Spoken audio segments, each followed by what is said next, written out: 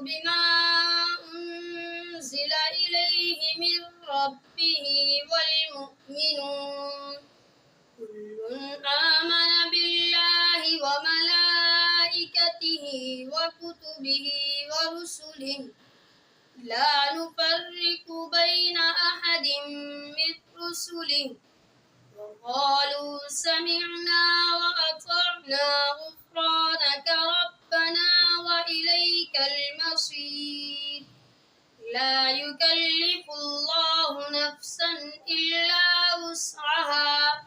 لها ما كسبت وعليها ما اكتسبت ربنا لا تؤاخذنا إن نسينا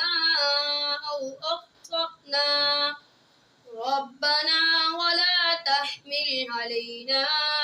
إصرا كما حملته على الذين من قبلنا ربنا ولا تحملنا ما لا طاقة لنا به واعف عنا واغفر لنا